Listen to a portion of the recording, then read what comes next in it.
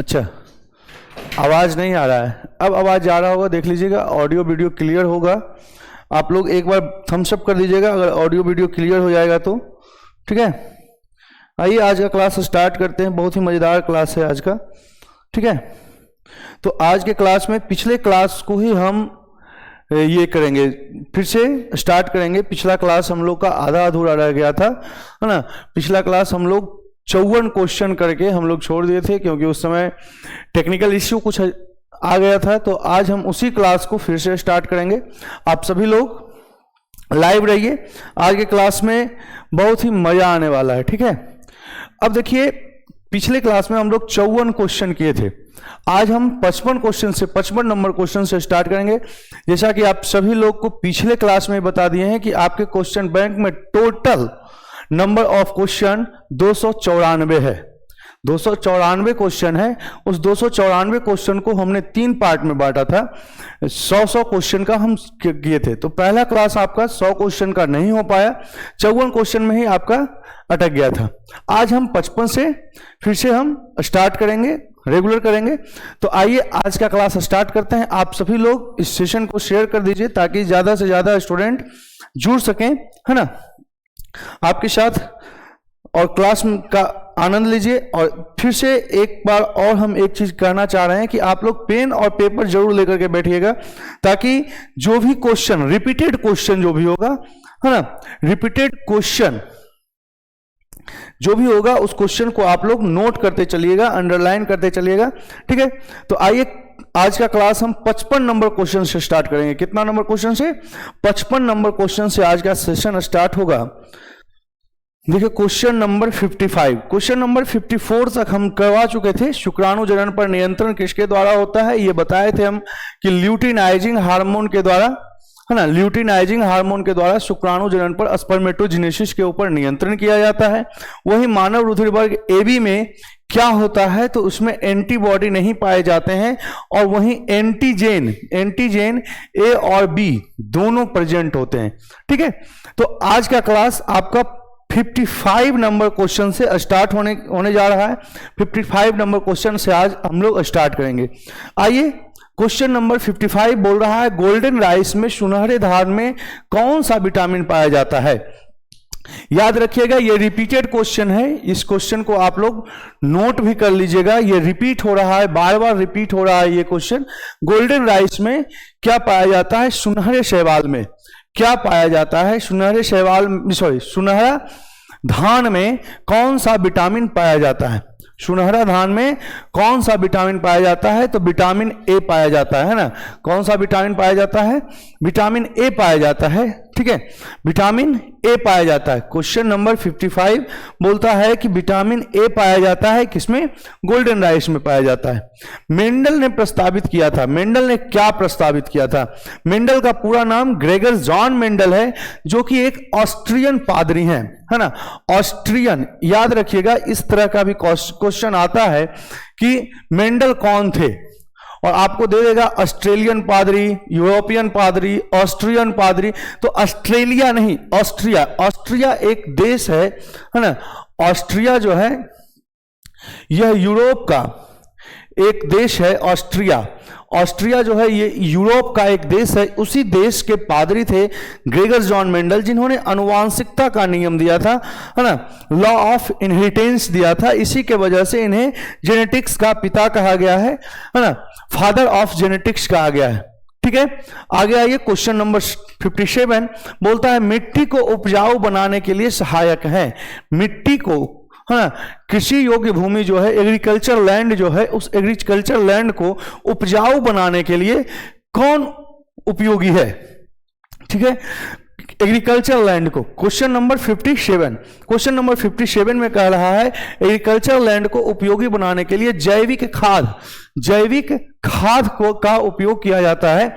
जैविक खाद का उपयोग किया जाता है, ठीक है।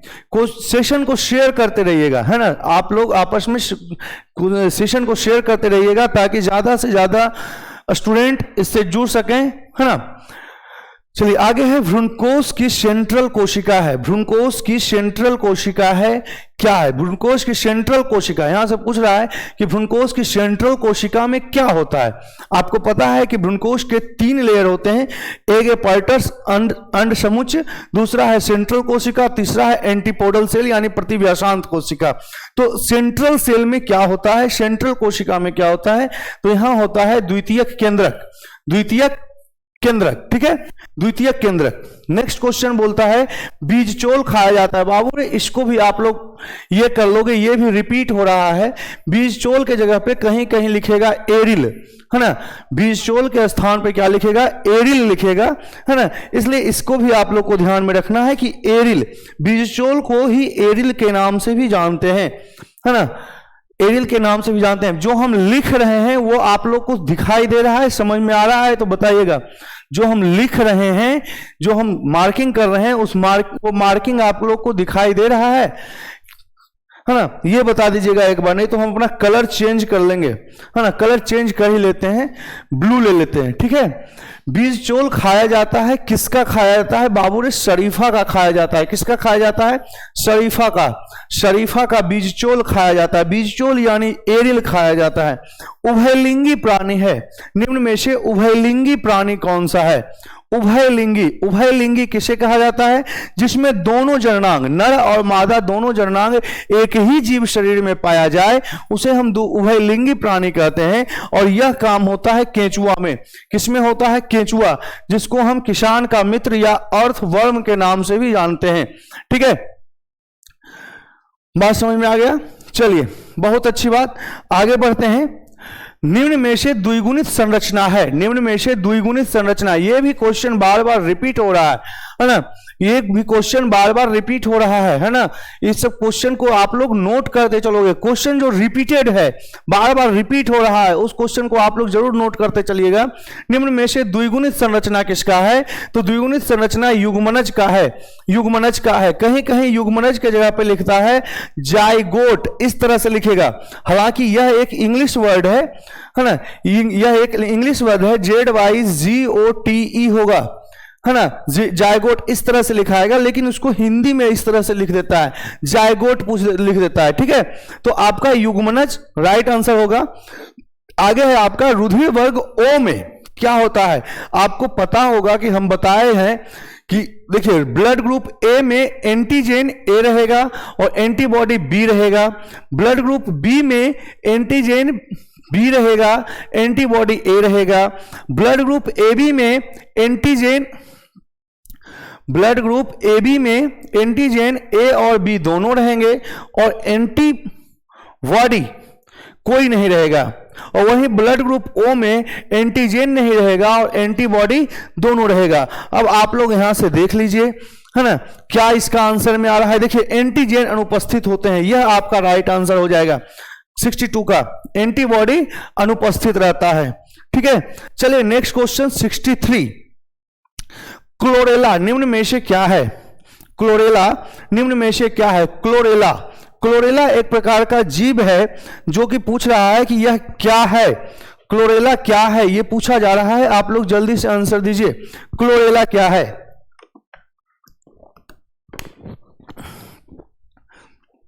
क्लोरेला SCP है, सिंगल सेल प्रोटीन है, सिंगल सेल प्रोटीन, एक एकल कोशिका प्रोटीन, है ना, SCP सिंगल सेल प्रोटीन। आगे है आपका क्राइजीन वॉल कृमि से किस फसल को बचाता है? क्राइजीन यह जो है, और वॉल कृमि यह हो गया आपका कीट, और क्राई एक जीन है। यह किस फसल को बचाता है? तो यह कपास को बचाता है। क्राइजीन पाया जाता है बेसिलस थुरिंजिएंसिस में, बेसिलस थुरिंजिएंसिस, बेसिलस थुरिंजिएंसिस में पाया जाता है, जिसको कि शॉर्ट में हम लोग बीटी के नाम से भी जाते हैं। और जिस कपास का बेसिलस थुरिंजिएंसिस के द्वारा प्रोटेक्शन किया जाता है, उसे हम बीटी कॉटन या बीटी कपास के नाम से जानते हैं, ठीक है। क्वेश्चन नंबर 64 के लिए 65 बोलता है अम्लीय वर्षा का कारक कौन है? अम्लीय वर्षा का कारक कौन है? ठीक है। अम्लीय वर्षा का कारक NO2 यहां पे होगा, NO2 और SO2, NO2 और SO2 अम्लीय वर्षा का कारक है। अम्लीय वर्षा में NO2 जो है यह जल से अभिक्रिया करके HNO3 बना देता है ना, HNO3 बना देता है। वहीं H2SO4 जो है यह जल से अभिक्रिया करके बना देता है H2SO4 बना लेता है, और यही दोनों अम्लीय वर्षा में भूमि पर आते हैं। तो यह कारक क्या हो जाएगा, NO2 तथा SO2। ठीक है, लाइकेन सूचक है, देखो ये बार बार पूछा जा रहा है, ये क्वेश्चन भी रिपीटेड है। लाइकेन सूचक है, लाइकेन किसका सूचक है बाबू रे, लाइकेन सूचक है SO2 प्रदूषण का। जहां पर SO2 का प्रदूषण यानी सल्फर डाइऑक्साइड का प्रदूषण होगा, वहां पर लाइकेन जो है यह मर जाएंगे, मरने लगेंगे, जिसके कारण कि लाइकेन को इसका सूचक माना गया है। ठीक है, तो आप सभी लोग को समझ में आ रहा है सेशन? अगर सेशन समझ में आ रहा है, सेशन अच्छा लग रहा है, तो एक बार थम्स अप जरूर कीजिएगा।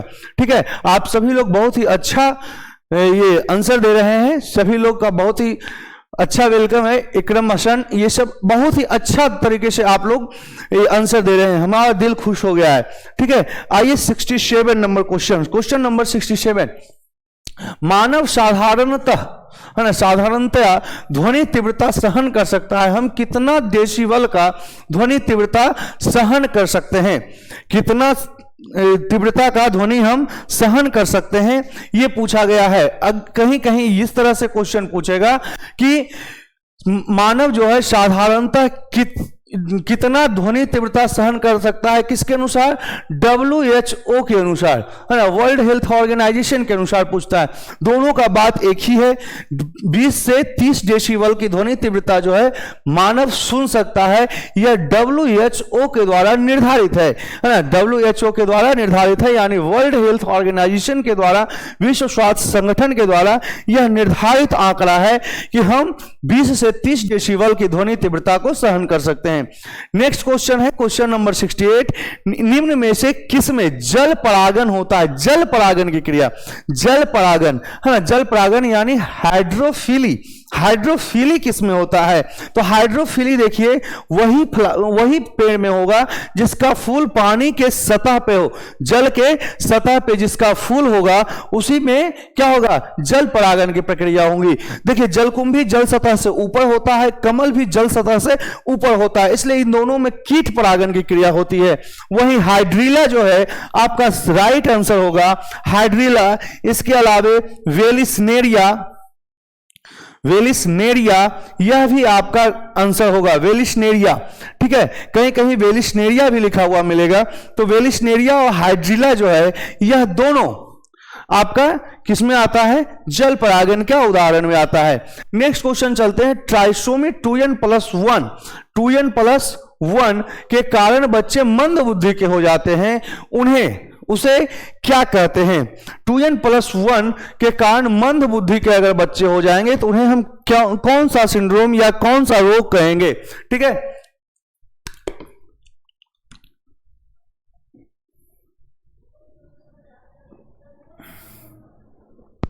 चलिए देखा जाए, है ना। क्वेश्चन नंबर 69 पूछ रहा है, मंद बुद्धि बच्चे ट्राइसोमी यानी 2n+1, 2n+1 जब ट्राइजोमी होता है तो ट्राइजोमी में डाउन सिंड्रोम में बच्चे मंदबुद्धि हो जाते हैं। लेकिन अगर वहीं पे किन्नर शब्द का प्रयोग हो जाएगा कि किन्नर किस तरह के ट्राइसोमी में पैदा होते हैं, तो वह हो जाएगा क्लाइनफेल्टर सिंड्रोम। याद रखिएगा यह क्वेश्चन इस तरह से भी पूछा जाता है कि 21वें जोड़े में ट्राइजोमी के कारण बच्चे मंदबुद्धि के हो जाते हैं, तो वह क्या कहलाता है? तो वह भी डाउन सिंड्रोम ही रहेगा। डीएनए फिंगरप्रिंटिंग निम्न में से क्या है?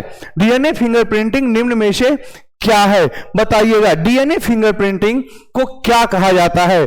तो डीएनए फिंगरप्रिंटिंग डीएनए टाइपिंग और डीएनए प्रोफाइलिंग दोनों कहलाता है। डीएनए टाइपिंग और डीएनए प्रोफाइलिंग यह दोनों इसके आंसर में आएंगे। क्वेश्चन नंबर 71 बोलता है, निम्न में से किस डीएनए अणु में प्यूरिन है? निम्न में से किस मतलब डीएनए अणु में प्यूरिन कौन सा है, यह पूछा गया है। याद कीजिए, हम पिछले क्लास में हम इस क्वेश्चन को बताए हैं, इस क्वेश्चन को बताए हैं कि डीएनए में प्यूरिन क्षार जो है एडेनिन और गुआनिन होता है, एडेनिन और गुआनिन प्यूरिन क्षार होता है, वहीं थायमिन और साइटोसिन पायरिमिडीन क्षार होता है, पायरिमिडीन क्षार होता है। वहां पर क्वेश्चन पायरिमिडीन से था, इसलिए आंसर हुआ था साइटोसिन और थायमिन, जबकि यहां पर पूछ रहा है प्यूरिन, तो प्यूरिन में एडेनिन और गुआनिन। एड्स बीमारी में एचआईवी किस कोशिका को नष्ट करती है? एड्स जो बीमारी है, जो एसटीडी है, यौन संचारित रोग है, इसका जो कारक है वह है एक वायरस जिसका नाम है एचआईवी, ह्यूमन इम्यूनोडेफिशिएंसी वायरस। यह किस कोशिका को नष्ट करता है? तो टी हेल्पर सेल को नष्ट करता है, और टी हेल्पर सेल यहां पर कहीं भी ऑप्शन में नहीं है, लेकिन टी लिम्फोसाइट ऑप्शन में है, क्योंकि T helper cell T lymphocyte से बनता है, इसलिए यहां पर राइट आंसर आपका ये होगा। लेकिन अगर जो टी लिम्फोसाइट भी रहता और ऑप्शन डी में यहां ए बी दोनों ना लिख करके रहता टी हेल्पर सेल, है ना, टी हेल्पर सेल, तो वह हो जाता आपका राइट आंसर। ठीक है, इसको नोट कर लीजिएगा। एड्स जो है टी हेल्पर सेल के ऊपर सबसे पहला अटैक करता है। ओके,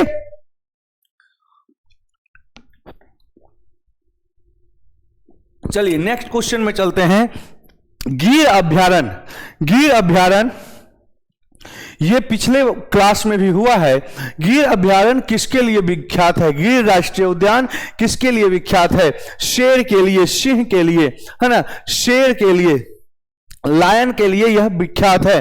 न्यूक्लिक अम्ल में नाइट्रोजनिक बेस के बीच में कौन सा बंधन रहता है? न्यूक्लिक अम्ल में जब नाइट्रोजन बंधन बनते, जब न्यूक्लिक अम्ल के नाइट्रोजनिक क्षार आपस में मिलते हैं, यानी phosphate plus sugar plus adenine हम दे दिया, और इधर आएगा thymine, thymine plus sugar plus phosphate, तो इन दोनों के बीच में कौन सा बंधन बनेगा?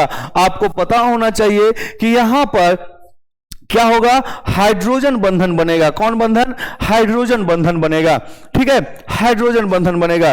क्वेश्चन नंबर 76, कैंसर किस कारण से होता है? कैंसर किस कारण से होता है? आपको पता होना चाहिए कि कैंसर को जो है यह SV40 जो है इसका वायरस है, SV40 इसका वायरस है, यानी जीवाणु के द्वारा तो होगा नहीं, तो ऑन्कोजीन बचा, यही होगा, ऑन्कोजीन के द्वारा कैंसर होता है। ठीक है, नेक्स्ट में चलिए, कल्याण सोना किसका उन्नत किस्म है? कल्याण सोना किसका उन्नत किस्म है? ये देखो बहुत ही इजी, ये दोनों इजी है, ये दोनों इजी है, एकदम बहुत ही बेहतरीन है। SV40 या पोलियोमा वायरस से कैंसर होता है, तो वायरस है, जीवाणु होगा नहीं, तो यही तो बचा आपका ऑन्कोजीन, है ना। कल्याण सोना किसका नस्ल है? तो कल्याण सोना का नस्ल नहीं है, गोल्ड नहीं है, यह क्या है? गेहूं है। कल्याण सोना क्या है? गेहूं है। गोल्ड मेटल किसमें पूछेगा? मेटल पूछेगा, केमिस्ट्री में, ज्योग्राफी में पूछेगा, बायोलॉजी में क्या कर रहा है गोल्ड, है ना, मेटल गोल्ड क्या कर रहा है? तो ये थोड़ा सा अपना आईक्यू लेवल बढ़ाओगे, अपना आंसर आपको मिल जाएगा। गेहूं का प्रोन्नत किस्म है कौन? कल्याण सोना। आगे बढ़ते हैं, निम्न में से कौन एकल कोशिका प्रोटीन है? अभी तुरंत हमने बताया कि निम्न में से कौन एकल कोशिका प्रोटीन है। वहां पर कौन था? क्लोरेला था, है ना, क्लोरेला, स्पाइरुलिना, ओसिनेडिसमस, यह सभी एकल कोशिका प्रोटीन है। याद कर लीजिए इन तीनों को, ये तीनों ग्रह लाते हैं, ये तीनों जो है ग्रह लाता है, याद कर लो। ये हो नहीं तो इसका एक स्क्रीनशॉट मार करके आप रख लो, ये बहुत ग्रह गुण योग्य है, ये, है ना, ग्रह से विशिष्ट है ये। किससे कृत्रिम योजक निर्माण, जैसे कृत्रिम योजक निर्माण किया जाता है, कृत्रिम योजक, है ना, कृत्रिम योजक का निर्माण किससे किया जाता है? कृत्रिम योजक का निर्माण, है ना, कृत्रिम योजक का निर्माण कायिक भ्रूण के द्वारा किया जाता है। कायिक भ्रूण के द्वारा हम कृत्रिम योजक का निर्माण करते हैं। ठीक है, आगे बढ़ते हैं क्वेश्चन नंबर 80 के तरफ। बोलता है बी डीएनए का एक पूर्ण घुमाव नाइट्रोजिनस बेस पेयर्स कितने होते हैं। याद रखिएगा आपको दो टाइप का डीएनए पढ़ाया गया होगा, बी डीएनए और जेड डीएनए। जेड डीएनए, यह जेड डीएनए जो है यह संश्लेषित डीएनए है, वहीं बी डीएनए नेचुरल डीएनए है। बी डीएनए में घुमाव 10 का होता है, बी डीएनए में एक घुमाव में 10 नाइट्रोजनिक क्षार होते हैं, वहीं जेड में 12 नाइट्रोजनिक क्षार होते हैं, 12 पेयर्स होते हैं। ठीक है, याद रखिएगा बी डीएनए में 10 होगा। निम्न में से कौन विषाणु जनित रोग है। विषाणु से होने वाला रोग, विषाणु से होने वाला रोग, विषाणु से होने वाला रोग तीनों है, हीमोफिलस इन्फ्लुएंजी, एचआईवी, है ना। तो यह सभी जो है यह विषाणु से होने वाला रोग है। ठीक है, यह विषाणु से होने वाला रोग है। चलिए नेक्स्ट चलते हैं। डोडो, डोडो क्या है। डोडो एक पक्षी है। डोडो एक पक्षी है जो विलुप्त हो चुकी है, जो क्या है, विलुप्त है, विलुप्त प्राणी के अंतर्गत ये आएगा। ठीक है, आगे चलिए 83 बोलता है जीवाणु में पाया जाता है। जीवाणु में क्या पाया जाता है, जीवाणु के अंदर क्या पाया जाता है। तो जीवाणु के अंदर पाया जाता है प्लाज्मिड डीएनए। क्या पाया जाता है, प्लाज्मिड डीएनए पाया जाता है, जो कि ये प्लाज्मिड जो है यह दो टाइप का होता है ना। दो टाइप का आपके सिलेबस में पढ़ना है। एक है टीआई प्लाज्मिड जो कि प्राकृतिक प्लाज्मिड है, नेचुरल प्लाज्मिड है, और एक है PVR small P capital B capital R 322। यह जो है संश्लेषित यानी सिंथेसिस है ना, सिंथेसिस प्लाज्मिड है। ठीक है, चलिए आगे बढ़ते हैं। बोलता है द्विसंकर क्रॉस का फिनोटाइपिक अनुपात क्या होगा। द्विसंकर क्रॉस का फिनोटाइपिक अनुपात क्या होगा। देखिए द्विसंकर क्रॉस का फिनोटाइपिक अनुपात रिपीटेड क्वेश्चन है ना।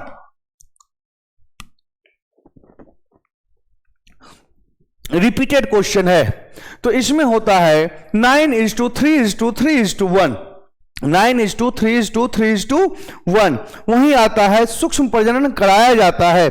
सूक्ष्म प्रजनन हम कैसे कराएंगे, सूक्ष्म प्रजनन कराया जाता है, क्या कैसे कराया जाता है, लैंगिक जनन, अलैंगिक जनन। तो सूक्ष्म प्रजनन हमेशा अलैंगिक जनन होता है, एसेक्सुअल रिप्रोडक्शन होता है ना। बाबू बहुत मजा आ रहा है, आप लोग जैसा आंसर दे रहे हो हमको एकदम मजा आ रहा है। हमको लग रहा है कि आप लोग एकदम क्वेश्चन बैंक चाट गए हो उधर के, है ना, क्वेश्चन बैंक एकदम चाट गए हो, है ना। हम क्वेश्चन बैंक इसलिए लेकर के आए हैं, कहीं कहीं क्वेश्चन बैंक में गलत आंसर भी देता है, उस गलत आंसर को आप लोग यहां से वेरीफाई कर लोगे बहुत जगह, है ना। चलिए आगे बढ़ते हैं हम 86 दूध से दही बनाने के लिए किस जीवाणु का उपयोग होता है, बैक्टीरिया का उपयोग होता है, जीवाणु का। यह है लैक्टोबैसिलस। यह हम लोग 8-9 से ही पढ़ते आ रहे हैं, 8-9 से ही पढ़ते आए। दूध से दही बनाने के लिए लैक्टोबैसिलस जीवाणु का प्रयोग करते हैं। निम्न में से द्विगुणित संरचना है, द्विगुणित संरचना है ना, डाइहाइब्रिड, सॉरी द्विगुणित यानी आपका क्या हो गया 2n संरचना क्या है। यह भी देखिए रिपीटेड क्वेश्चन में आ रहा है। यह युग्मनज है, कौन है, युग्मनज है। ठीक है, रिपीटेड क्वेश्चन है। चलिए नेक्स्ट चलते हैं हम लोग क्वेश्चन नंबर 88। ऑन्कोजीन, ऑन्कोजीन इनमें से किसके लिए उत्तरदायी है। ऑन्कोजीन निम्न में से किसके लिए उत्तरदायी है, यानी कौन रोग ऑन्कोजीन से होगा, कौन सा ऐसा रोग है जो ऑन्कोजीन से होगा। तो ऑन्कोजीन से होने वाला रोग है कैंसर। ऑन्कोजीन से होने वाला रोग क्या है, कैंसर है। ठीक है, इनमें से कौन सा पौधा जलोद्भिद, जलोद्भिद यानी जल में उगने वाला पौधा, जल में उगने वाला पौधा कौन है। नागफनी मरुद्भिद हो जाएगा, शीशम जो है मरुद, ये क्या हो जाएगा, स्थलोद्भिद हो जाएगा। जल में होता है सिंघाड़ा, जल में कौन होता है, सिंघाड़ा होता है जी। ठीक है, नेक्स्ट क्वेश्चन की तरफ हम लोग बढ़ते हैं। शरीर के बाहर होने वाले निषेचन को क्या कहते हैं।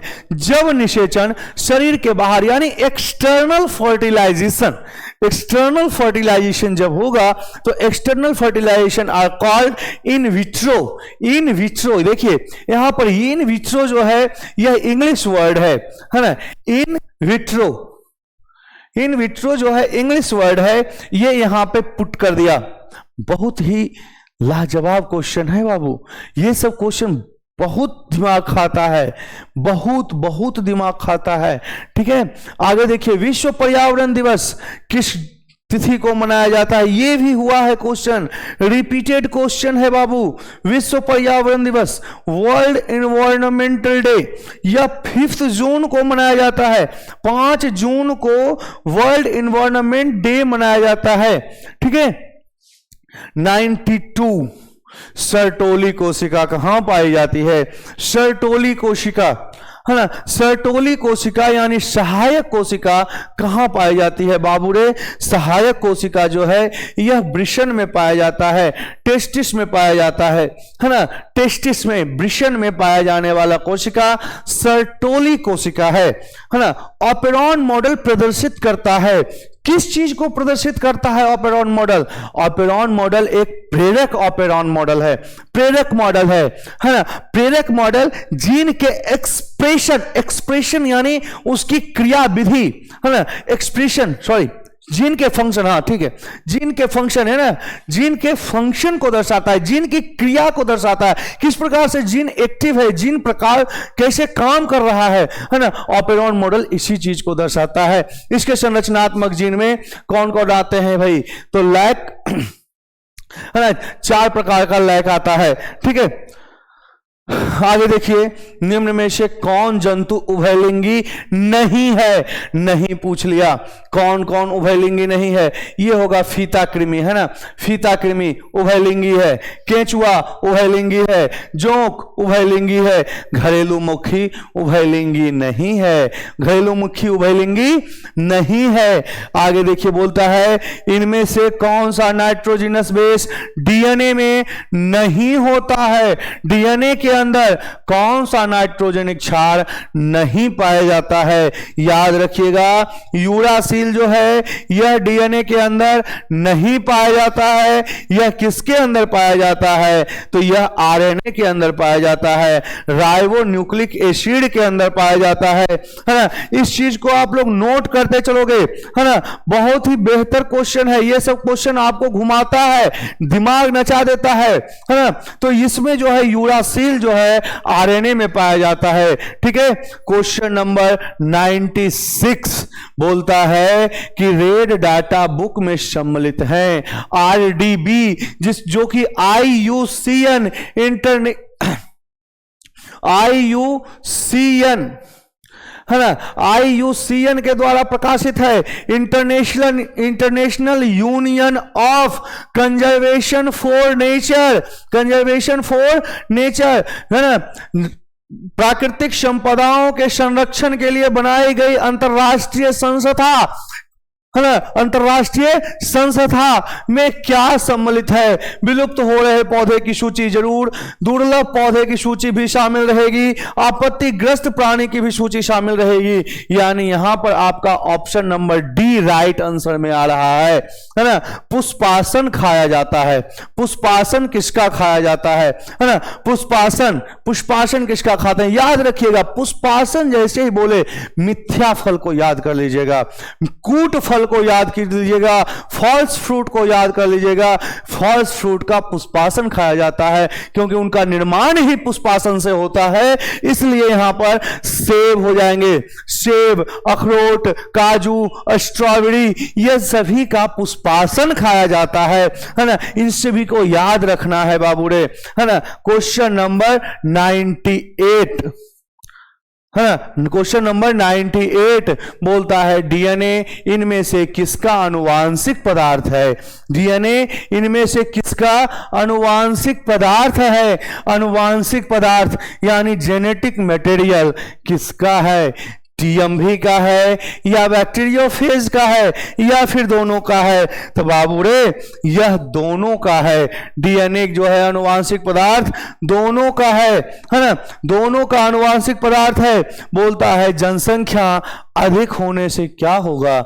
जब जनसंख्या अधिक हो जाएगा, पॉपुलेशन अधिक हो जाएगा, पॉपुलेशन जब अधिक हो जाएगा तो क्या होगा? पॉपुलेशन जब अधिक होगा तो आय में कमी आएगी, है ना, जमीन में भी कमी आएगी, खनिज पदार्थ की भी कमी होगी, यानी इसमें सभी होगा, है ना। जब जनसंख्या विस्फोट, है ना, पॉपुलेशन एक्सप्लोज होता है, पॉपुलेशन में एक्सप्लोजन आते हैं, तो यही सारा कांड होता है। आगे चलेंगे, क्वेश्चन नंबर 100। हम शतक मार लिए, हम क्या कर लिए? शतक मार लिए, लेकिन आप लोग लाइव में शतक नहीं मारे हैं, इसलिए आप लोग सेशन को एक बार जरूर शेयर कर लीजिए, है ना। सेशन को एक बार जरूर शेयर कर लीजिए, अपने दोस्तों को जरूर इनविटेशन दे दीजिए। यहां पर पूछ रहा है कि इनमें से कौन जीवाणु जनित रोग है? जीवाणु से होने वाला रोग कौन है? आपको पता होना चाहिए कि जीवाणु से यह सभी रोग होते हैं, है ना, यह सभी रोग जीवाणु से होते हैं। क्षय रोग, माइक्रोबैक्टीरियम ट्यूबरकुलोसिस, हैजा, विब्रियो खोलेरी, यह सभी होगा। डी होगा इसका आंसर, इसका आंसर डी होगा बाबू, सभी होगा, है ना, सभी होगा जी, है ना। क्षय रोग, माइक्रोबैक्टीरियम ट्यूबरकुलोसिस एक बैक्टीरिया है, हैजा, विब्रियो खोलेरी एक बैक्टीरिया है, इसलिए यहां पर सभी होगा। आगे बोलता है मनुष्य, पुरुष, यहां पे देखिए ब्रैकेट में क्या लिख रहा है? पुरुष लिख रहा है। पुरुष में गुणसूत्र की संख्या क्या होगी? आपको पता होना चाहिए। पुरुष में गुणसूत्र की संख्या यक्स और वाई होता है, यानी यक्स वाई को ढूंढना है। देखिए यक्स वाई यहां पे हमको दो जगह मिल गया, अब हमको ढूंढना है। आपको पता होना चाहिए कि मनुष्य में गुणसूत्र की संख्या 46 होती है, तो याद कीजिए 46 प्लस 2 कितना हो गया?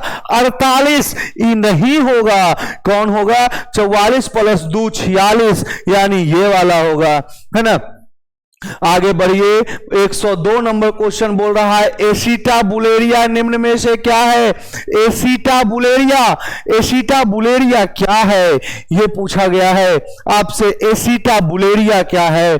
क्वेश्चन नंबर 102 है, बोलता है एसिटाबुलेरिया क्या है? एसिटाबुलेरिया आपका शैवाल है। एसिटाबुलेरिया क्या है? शैवाल है।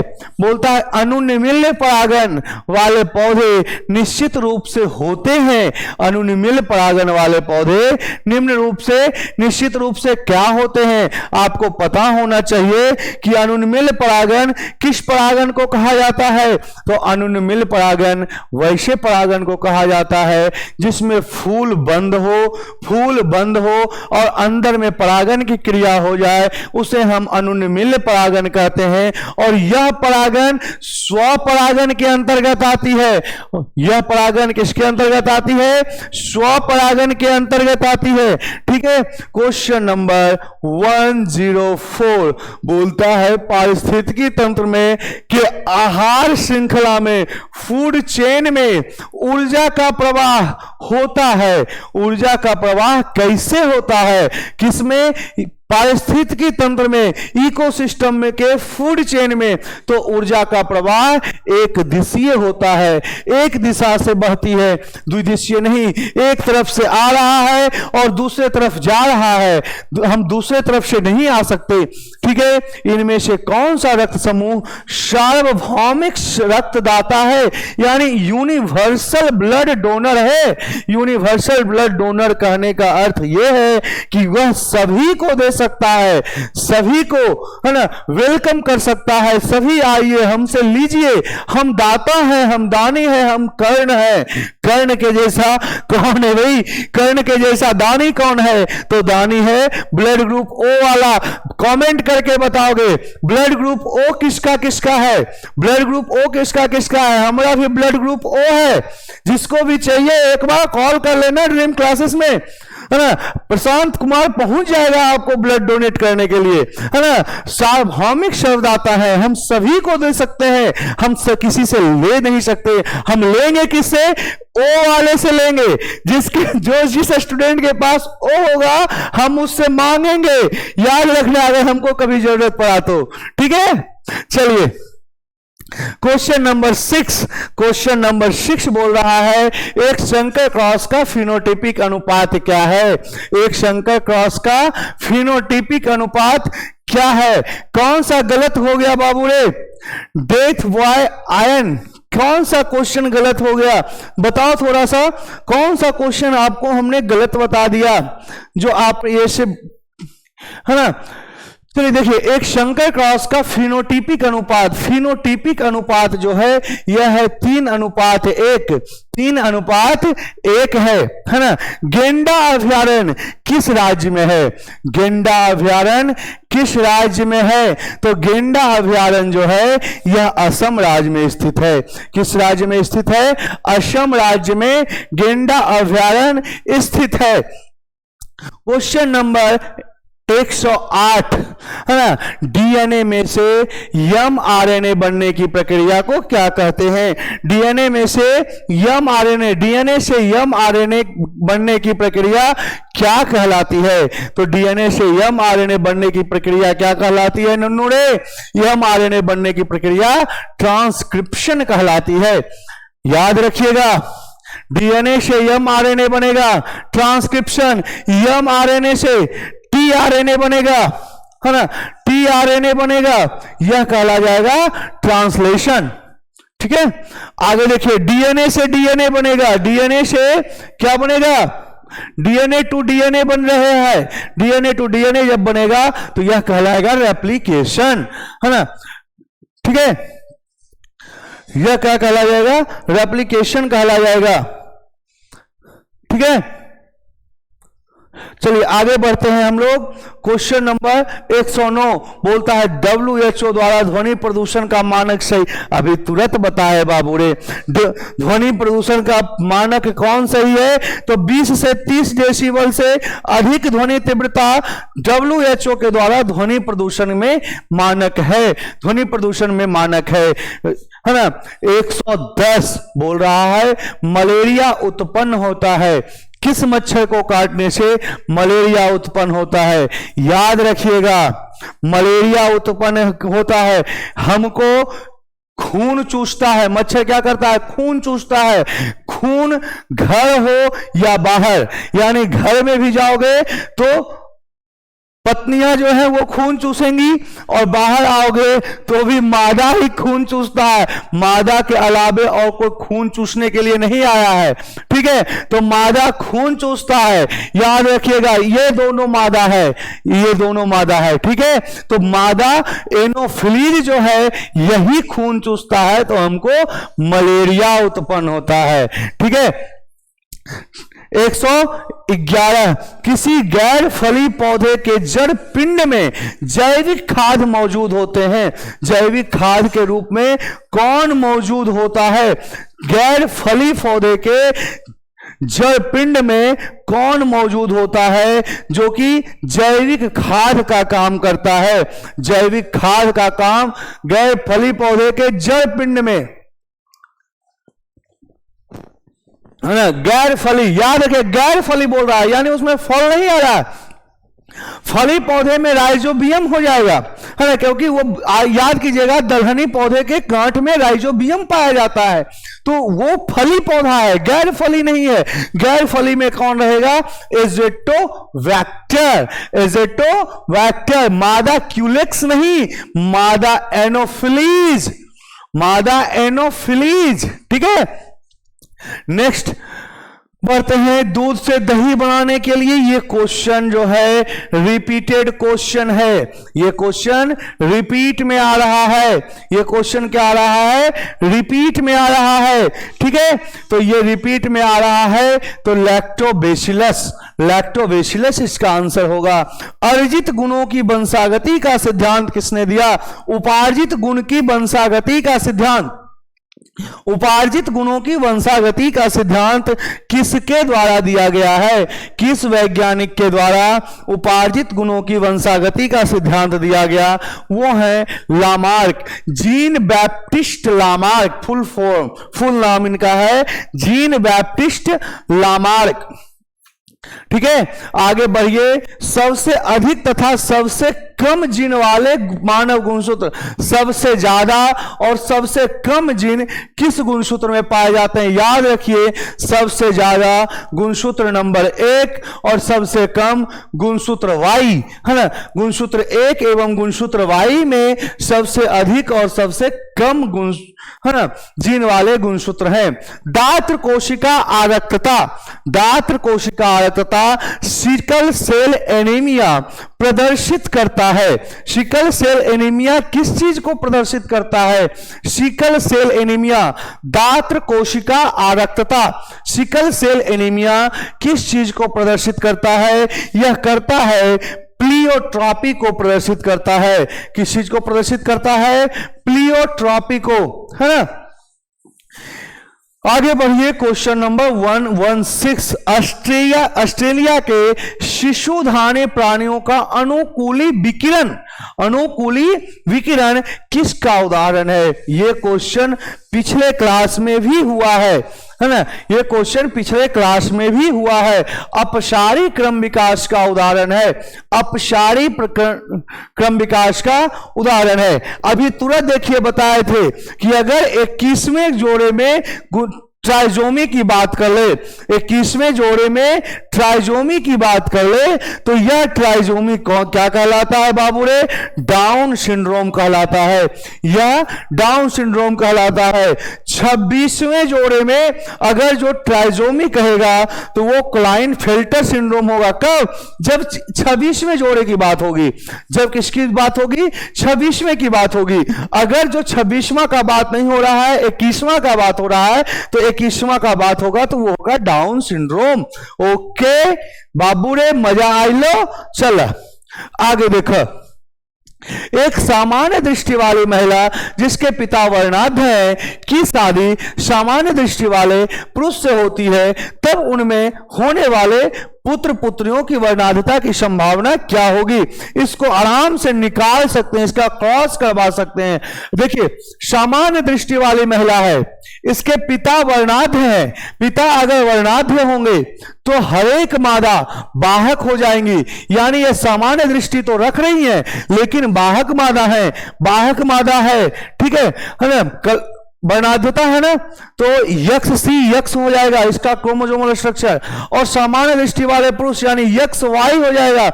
इसका आप लोग कर लीजिए क्रॉस कर लीजिए।